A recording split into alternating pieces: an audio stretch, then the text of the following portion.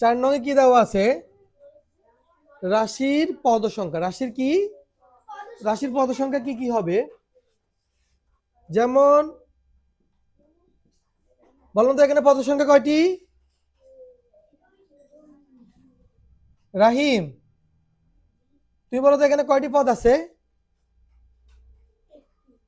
নাইম বলো কয়টি পদ আছে? তানা বলো এখানে কয়টি পদ আছে? এই রাশিটাতে কয়টি পদ আছে টোটাল? জুই বলো। আদ্রিতা, নীলে বলো। এখানে একটি পদ আছে। কয়টি পদ? দেখো এখান থেকে শুরু হয়েছে 7x y, এগুলো মাঝখানে কিন্তু গুণ আছে। মাঝখানে কি গুণ? কোনো কিছু নাই, না থাকলে কি বুঝায়? গুণ বুঝায়। তার মানে গুণ থাকলে পদ আলাদা করা হয় না। এখান থেকে এখান পর্যন্ত কয়টি পদ? একটি পদ। তাহলে পদের সংখ্যা কয়টি? একটি, ওয়ানটি। ঠিক আছে। এবার 2 নম্বরটা দেখো, 2a প্লাস বি। এখানে পদের সংখ্যা কয়টি? পদের সংখ্যা এখানে কয়টি? দুইটি। আপনারা বলেন না কেন কয়টি পদের সংখ্যা?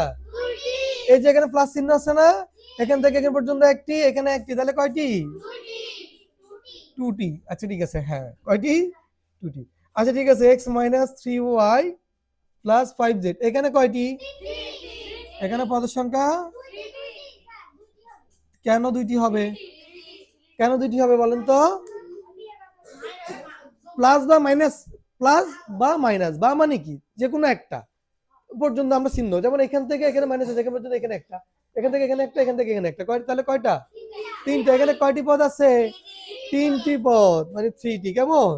এবার আসে 5a plus 7b into x minus 3c ভাগ ওয়াই।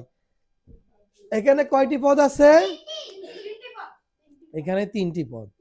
এই একটি পদ, দুটি পদ, তিনটি পদ। এখানে কয়টি পদ?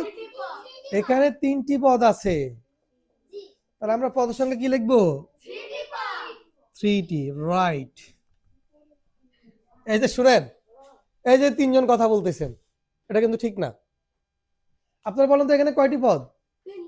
এই যে এখান থেকে প্লাস চিহ্ন পর্যন্ত একটি, আবার এখান থেকে শুরু করব, এখান পর্যন্ত একটি, কয়টি? দুইটি। আবার এখান থেকে শুরু করবো, এখান পর্যন্ত একটি, কয়টি? তিনটি। গুণ সরি, গুণ বা ভাগ থাকলে একটি পদ হিসাব করা হয়, বুঝছেন? তবে এখানে গুণ আছে, এই পুরোটা মিলে একটি পদ, এখানে ভাগ আছে, এই পুরোটা একটা পদ। মনে থাকবে? এখানে বাকিগুলা কি লিখতে পারবেন? ওটা কি করে দেখানো লাগবে? আর একটাই বাকি আছে, এটা করে দিই।